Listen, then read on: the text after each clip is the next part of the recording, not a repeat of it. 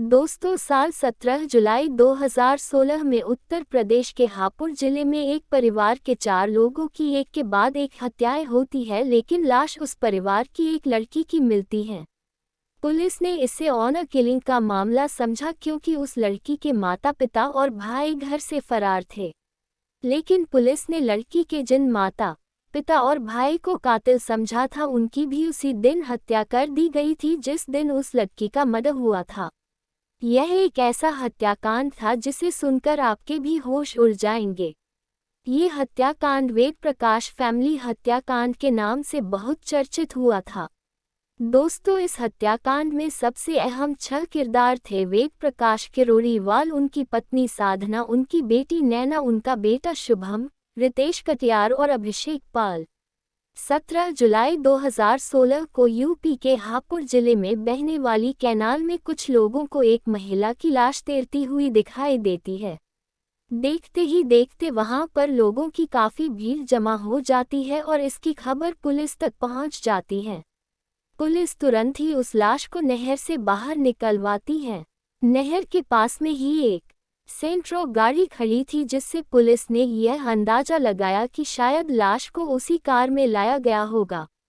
Police उस लावारिस Santro car की तलाशी लेती है, लेकिन पुलिस को उस कार से कोई भी सुराग नहीं मिलता है।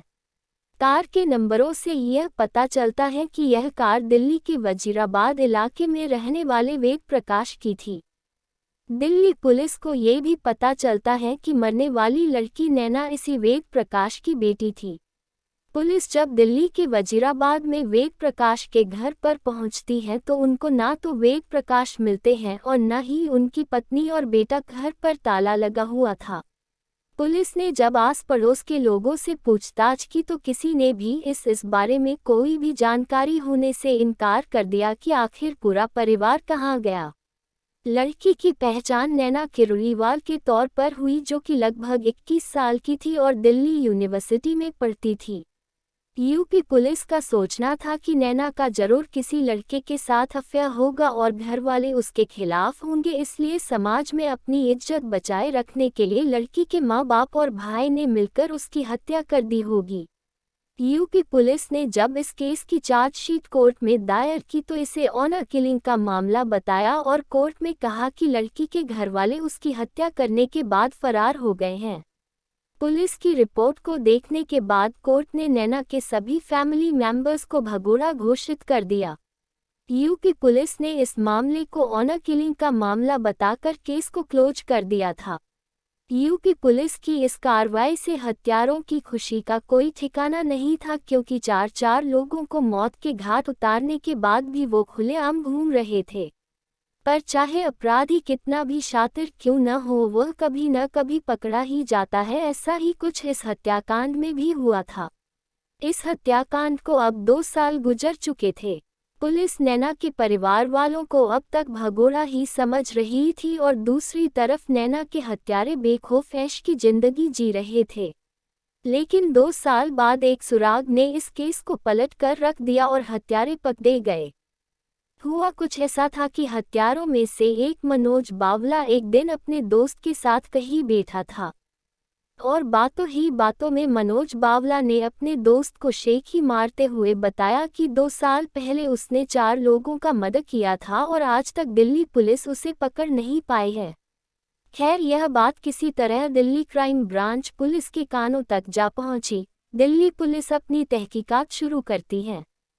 एक पल तो दिल्ली पुलिस को लगा जैसे वो इस भयानक मर्डर केस को सॉल्व करने जा रही है, मगर तभी कहानी में एक ऐसा ट्विस्ट आया कि जिसने दिल्ली पुलिस को भी घुमा दिया।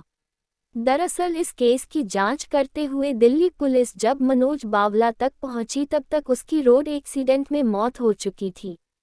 पुलिस के हाथ एक बार फिर से खाली थे, लेकिन पुलिस ने हार नहीं मानते हुए अपनी जांच को जारी रखा।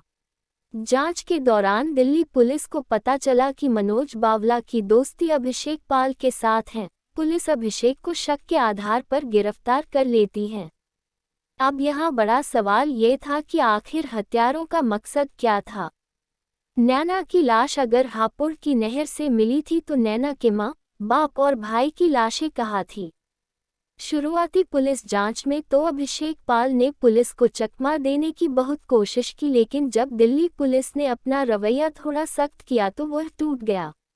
अभिषेक पाल ने दिल्ली पुलिस के सामने कुछ ऐसे सनसनीखेज खुलासे किए जिसे सुनकर दिल्ली पुलिस के भी होश उड़ गए। वेद प्रकाश वजीराबाद के रहने वाले एक बड़े बिजनेसमैन थे, उनकी कपड़ों की एक बड़ी दुकान भी थी। वेद प्रकाश के पास पैसों की कोई कमी नहीं थी, इसीलिए उनकी जिंदगी बड़े ऐशोआराम से गुजर रही थी। वेद प्रकाश के परिवार में उनकी पत्नी साधना और बेटी नैना के अलावा एक बेटा शिवम भी था, लेकिन एक दिन कुछ ऐसा हुआ जिसकी वजह से पूरे का पूरे परिवार खत्म हो गया।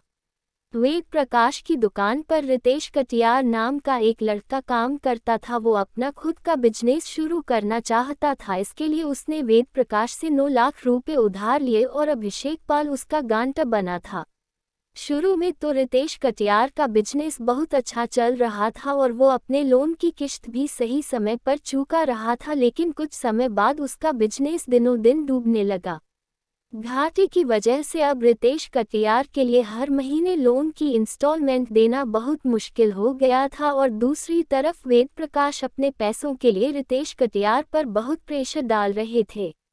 जब रितेश कटियार ने पैसे नहीं चुकाने की अपनी मजबूरी वेद प्रकाश को बताई तो इन दोनों के बीच में काफ़ी तीखी बहस हुई। अब वेद प्रकाश ने रितेश कटियार के गांटर बने अभिषेक पाल पर भी पैसों के लिए प्रेशर डालना शुरू कर दिया था। रोज रोज की लड़ाई झगड़े और बहसबाजी से रितेश कटियार बहुत परेशान हो गया था। दूसरी तरफ रितेश कटियार के गांटर अभिषेक पाल पर भी पैसे वापस करने के लिए दबाव बनने लगा। वो भी बहुत परेशान रहने लगा था। इन सब परेशानियों से अब रितेश कटियार और अभिषेक पाल छुटकारा पाना चाहते थे, इसलिए इन दोनों ने वेद प्रकाश को रास्ते से हटाने का फैसला कर लिया। इन्होंने वेद प्रकाश की हत्या करने का फैसला कर लिया। हत्या की योजना बनाने में इन्होंने 2 किशोर लड़कों मनोज बावला और सोनू को भी शामिल कर लिया था। हत्या के प्लान के मुताबिक अभिषेक ने अब नैना के छोटे भाई शुभम को ड्राइविंग सिखाना शुरू कर दिया, क्योंकि अभिषेक पाल का मकसद था कि वह इस परिवार के करीब आ जाए, जिसमें वह कामयाब भी हो गया था। हत्या की योजना के मुताबिक 15 जुलाई 2016 को अभिषेक पाल लगभग सुबह के 11 बजे वेद प्रकाश के घर पहुंच गया और उसने वेद प्रकाश से बोला कि शिवम की कार के टायर खराब हो रही हैं और उन्हें चेंज करवाना बहुत ज़रूरी है।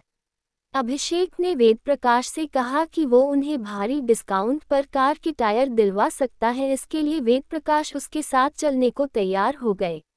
वेद प्रकाश को अभिषेक पाल पर बहुत भरोसा था, क्योंकि अभिषेक उनके यहाँ काफ़ी लंबे वक्त से काम कर रहा था। वेद प्रकाश गाड़ी की अगली सीट पर बैठ गए। आगे चलकर कार में अभिषेक के 2 और साथी बैठ गए और रास्ते में मौका देखकर उन्होंने क्लच वायर से वेद प्रकाश का गला घोंटकर मार डाला। वेद प्रकाश को मारने के बाद कातिलों ने उनके शव को कार की डिग्गी में डाल दिया, लेकिन अचानक अभिषेक को याद आया कि वेद प्रकाश उन लोगों के साथ जा रहे हैं। इस बात की जानकारी वेद प्रकाश की पत्नी साधना और बेटे शुभम को भी है। अभिषेक और उसके साथियों को अब इस बात का डर सताने लगा कि जब वेद प्रकाश घर नहीं पहुंचेंगे तो ऐसे में वेद प्रकाश की पत्नी साधना और बेटे शुभम पुलिस को इस बारे में जानकारी दे सकते हैं। इसी डर की वजह से अभिषेक और उसके साथियों ने फैसला किया कि वो लोग वेद प्रकाश की इस पूरी फैमिली को ही मौत के घाट उतार देंगे। अब अभिषेक ने सबसे पहले वेद प्रकाश के बेटे शुभम को ठिकाने लगाने का प्लान बनाया। इसके लिए दोपहर को 2 बजे इन्होंने शुभम को कॉल किया। अभिषेक ने शुभम से कहा कि उसकी कार में नए टायर लगवाए हैं और ट्रायल के तौर पर एक बार गाड़ी चलाकर देख लो कि टायर सही है या नहीं। शुभम जब अभिषेक की बताई जगह पर पहुंचा तो उसकी हत्या भी ठीक वैसे ही की गई जैसे वेद प्रकाश की गई थी, यानी कि उसका मर्डर भी क्लच वायर से किया गया था। गला घुटने और सांस रुकने की वजह से शुभम ने दम तोड़ दिया था। शुभम का मर्डर करने के बाद अभिषेक और रितेश कटियार ने उसकी बॉडी को भी कार की डिग्गी में रख दिया, जहां पर पहले से ही वेद प्रकाश की लाश रखी हुई थी। अब इन लोगों के टारगेट पर वेद प्रकाश की पत्नी साधना थी। शाम होते होते अभिषेक वेद प्रकाश के घर पहुंचा और उसकी पत्नी साधना से बोला कि वेद प्रकाश का एक्सीडेंट हो गया है और वे हॉस्पिटल में है। अपने पति की एक्सीडेंट की खबर सुनकर साधना बहुत परेशान हो गई और उन दोनों के साथ घर से निकल गई ताकि जल्द से जल्द अपने पति के पास पहुंच सके। लेकिन नादान साधना को क्या पता था कि उनके पति और बेटे का तो पहले से ही कत्ल कर दिया गया है और अब उसकी बारी है। साधना को मारने के लिए भी उन्होंने उसी क्लच वायर का इस्तेमाल किया जिससे उन्होंने वेद प्रकाश और शुभम को ठिकाने लगाया था। अब उनके टारगेट पर केवल नैना ही बची थी। नैना भी कॉलेज से घर आ चुकी थी और वो इन सब बातों से अनजान थी। अभिषेक अपने साथी के साथ लगभग रात 9 बजे वेद प्रकाश के घर पर फिर से जाते हैं और नैना को वही एक्सीडेंट की झूठी कहानी सुनाते हैं जो उन्होंने उनकी मां साधना को सुनाई थी। नैना भी उनकी बातों में आ जाती है और उनके साथ घर से निकल जाती है और मौका देखकर रास्ते में नैना की भी क्लच वायर से गला घोंटकर हत्या कर देते हैं। इस तरह एक हंसता खेलता परिवार कुछ ही घंटों में मौत की नींद सुला दिया गया था। इसके बाद हत्यारों ने चारों लाशों को उस कार में लेकर एक स्कूल में गए जो सुनसान था और वहां पर कोई भी आता जाता नहीं था। चारों लोगों के शवों को भी वहीं पर फेंककर वापस आ गए। 16 जुलाई की रात को ही एक बार फिर से वह चारों हत्यारे उस स्कूल में गए और उन्होंने सभी लाशों को चादर में लपेटा और कार की डिग्गी में डाल दिया, लेकिन इस बार वेद प्रकाश की सेंट्रो कार थी। 16 जुलाई की रात को ही चारों हत्यारे सेंट्रो कार को चलाकर यूपी के हापुड़ तक पहुंच गए और वहां पर बहने वाली गंगा कैनाल में चारों लाशों को फेंक दिया और उस सेंट्रो कार को वहीं पर छोड़ दिया। अगली सुबह कुछ लोगों ने एक महिला की लाश को नहर में देखा और फिर पुलिस को सूचना दी गई। लेकिन हैरानी की बात ये थी कि बाकी 3 लोगों के शवों के बारे में आज तक कुछ पता नहीं चल सका। 2017 में इस मर्डर के मेन एक्यूज रितेश कटियार ने डिप्रेशन में आकर आत्महत्या कर ली। दूसरे हत्यारे सोनू की भी मौत हो चुकी थी और मनोज बावला भी सड़क दुर्घटना में मारा गया था। और किस्मत का खेल देखिए, जिन 4 लोगों ने एक ही परिवार के 4 लोगों की हत्याएं की थी वो भी मौत के मुंह में जा चुके थे। अगर आपको हमारी यह कहानी पसंद आए तो वीडियो को लाइक करें और चैनल को सब्सक्राइब करें।